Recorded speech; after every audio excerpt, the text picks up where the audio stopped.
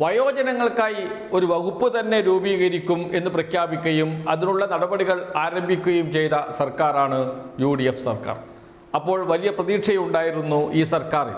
വയോജനങ്ങൾക്ക് വേണ്ടി എന്തൊക്കെയോ ചെയ്യാൻ പോകുന്നു, അവരെ സംരക്ഷിക്കാൻ പുതിയ പദ്ധതികൾ വരുന്നു, ഇപ്പോൾ ലഭിച്ചുകൊണ്ടിരിക്കുന്ന ആനുകൂല്യങ്ങൾ വർദ്ധിപ്പിച്ചു നൽകും, ഇതൊക്കെയാണ് പ്രതീക്ഷിച്ചത്. സാമൂഹ്യക്ഷേമ പെൻഷൻ 3000 രൂപയായി വർദ്ധിപ്പിക്കുമെന്ന് UDF പ്രകടന പത്രികയിൽ പ്രഖ്യാപിച്ചിട്ടുണ്ട്. അത് പെട്ടെന്ന് നടപ്പാക്കണമെന്നില്ല, 5 വർഷത്തിനകം നടപ്പാക്കിയാൽ മതി. അങ്ങനെ വലിയ പ്രതീക്ഷയിൽ കാത്തിരിക്കുകയാണ് വയോജനങ്ങൾ. 60 വയസ്സ് കഴിഞ്ഞവർ കേരളത്തിൽ. UDF സർക്കാർ വയോജനങ്ങൾക്ക് വേണ്ടി ഇതാ കൊണ്ടുവരുന്നു വലിയ പദ്ധതികൾ എന്ന രൂപത്തിൽ. എന്നാൽ പുറത്തു വന്നിരിക്കുന്ന ഉത്തരവ് നിലവിലുള്ള പെൻഷൻ പദ്ധതിയെ പോലും ഇല്ലാതാക്കുന്നതാണ്. പെൻഷൻ ലഭിക്കുന്നവരുടെ എണ്ണം കുറച്ചു കൊണ്ടുവരിക എന്നതാണ് UDF ലക്ഷ്യമിടുന്നത് എന്ന് വേണം കരുതാൻ. പുതിയ ഉത്തരവ് ഇറങ്ങിയിട്ടുണ്ട്. ആ ഉത്തരവിൽ പറയുന്ന കാര്യങ്ങൾ പെൻഷൻ വിതരണം കുറച്ചു കൊണ്ടുവരിക എന്നത് തന്നെയാണ്. എങ്ങനെയാണ് ഇപ്പോൾ പെൻഷൻ വിതരണം ചെയ്യുന്നത്? എല്ലാ വീടുകളിലും പെൻഷൻ എത്തും. പെൻഷൻ വാങ്ങിക്കാൻ എവിടെയും പോകേണ്ടതില്ല. 60 വയസ്സ് കഴിഞ്ഞ വയോജനങ്ങളാണ്, 70-80 വയസ്സ് കഴിഞ്ഞ ആളുകളൊക്കെയുണ്ട്. അവർക്ക് ബാങ്കുകളിലേക്ക് പോയി പണം സ്വീകരിക്കാൻ കഴിയില്ല. അതുമാത്രമല്ല, എല്ലാവർക്കും ബാങ്ക് അക്കൗണ്ടുകൾ ഉണ്ടാകണമെന്നില്ല. അതും ആധാർ ലിങ്കിത ബാങ്ക് അക്കൗണ്ടുകൾ വേണം.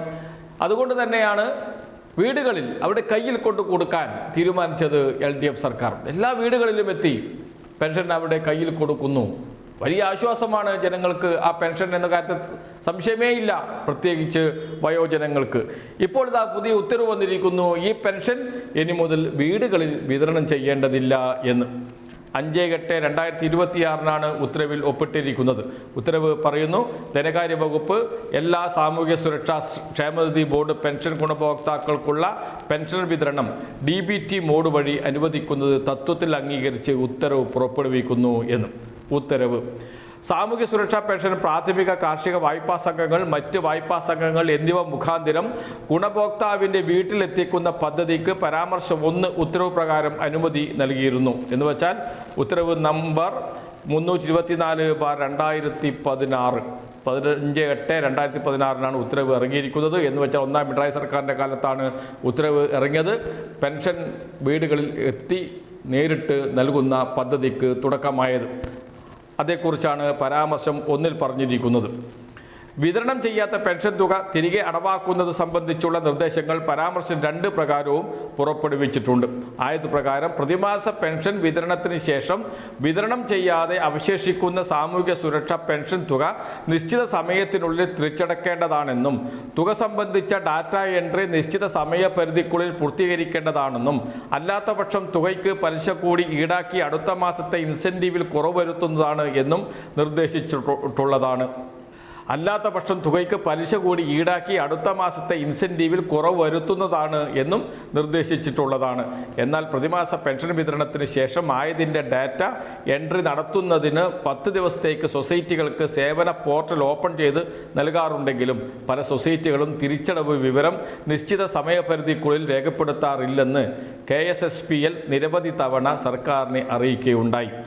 സർക്കാർ ഇക്കാര്യം വിശദമായി പരിശോധിച്ചു. പൂർണ്ണമായും കിടപ്പ് രോഗികളായ ഗുണഭോക്താക്കൾ ഒഴികെയുള്ള എല്ലാ സാമൂഹ്യ സുരക്ഷാ ക്ഷേമനിധി ബോർഡ് പെൻഷൻ ഗുണഭോക്താക്കൾക്കും പെൻഷൻ ഡയറക്റ്റ് ബെനിഫിറ്റ് ട്രാൻസ്ഫർ ആയി അവരവരുടെ ആധാർ ലിങ്ക്ഡ് ബാങ്ക് അക്കൗണ്ടുകൾ മുഖേന അനുവദിക്കുന്നത് തത്വത്തിൽ അംഗീകരിച്ച് ഉത്തരവ് പുറപ്പെടുവിക്കുന്നു. KR ജ്യോതിരാർ, അഡീഷണൽ ചീഫ് സെക്രട്ടറി, ധനകാര്യ വകുപ്പ് എന്ന് പറഞ്ഞുകൊണ്ട് ഇറങ്ങിയ ഉത്തരവ് 5-ാം തീയതിയാണ് ഇറങ്ങിയത്. ഇന്നലെ ഇറങ്ങിയ ഉത്തരവ് എന്ന് വെച്ചാൽ ഇനി പെൻഷൻ വീടുകളിൽ എത്തില്ല. പെൻഷൻ വാങ്ങണമെങ്കിൽ ബാങ്കുകളിലേക്ക് പോകണം. ആധാർ ലിങ്ക്ഡ് അക്കൗണ്ടുകൾ ഉണ്ടായിരിക്കണം. എങ്കിൽ മാത്രമേ പെൻഷൻ ലഭിക്കുകയുള്ളൂ. എന്ന് വെച്ചാൽ അതൊരു വലിയ കടമ്പയാണ് പാവപ്പെട്ട ജനങ്ങളെ സംബന്ധിച്ച്. ഇതാ പെൻഷനും ഇല്ലാതായിക്കൊണ്ടിരിക്കുന്നു എന്ന് വേണമെങ്കിൽ പറയാം. കിടപ്പ് രോഗികൾക്ക് വീട്ടിലെത്തിച്ച് നൽകുമെന്ന് പറയുന്നുണ്ട്. അത് എത്രത്തോളം പ്രാവർത്തികമാകും എന്നറിയില്ല. എന്താണ് പ്രശ്നം? എന്താണ് ആ പ്രശ്നം പരിഹരിക്കുക എന്നതല്ല, കുഞ്ഞിനെ തന്നെ കൊല്ലുക എന്ന സ്ഥിതിയിലേക്കാണ് കാര്യങ്ങൾ പോകുന്നത്. പ്രതിസന്ധി ഉണ്ട്. ചിലപ്പോൾ വിതരണം ചെയ്യുന്നതിൽ ചില പ്രശ്നങ്ങളുണ്ടാകാം. ചില സൊസൈറ്റികൾ കൃത്യമായി നടപടികൾ സ്വീകരിക്കാതിരിക്കുന്നുണ്ടാകാം. ആ സൊസൈറ്റികൾക്കെതിരെ നടപടിയെടുക്കുക എന്നതിന് പകരം പെൻഷൻ തന്നെ വീടുകളിൽ വിതരണം ചെയ്യേണ്ടതില്ല എന്ന് തീരുമാനിക്കുന്ന സർക്കാർ എന്തൊരു തോന്നിയവാസമാണ് ചെയ്യുന്നത് എന്നോർക്കണം. എത്ര പേരാണ് ഈ പെൻഷൻ കാത്തിരിക്കുന്നത് വീട്ടിൽ എന്ന് ഓർക്കണം. അവരുടെ കയ്യിലേക്ക് പെൻഷൻ എത്തുമ്പോൾ അവരുടെ സന്തോഷമുണ്ട്. ആ സന്തോഷം ഒന്ന് കാണേണ്ടതാണ്. ഇതൊന്നും മനസ്സിലാക്കാൻ കഴിയാത്തവരാണോ പുതിയ ഭരണാധികാരികൾ? 60 ലക്ഷം പേർക്കാണ് പെൻഷൻ നൽകുന്നത്. ആ പെൻഷൻ കുറച്ച് കൊണ്ടുവരിക, പെൻഷൻ നൽകുന്നവരുടെ എണ്ണം കുറച്ച് കൊണ്ടുവരിക, ഇതാണ് ലക്ഷ്യം.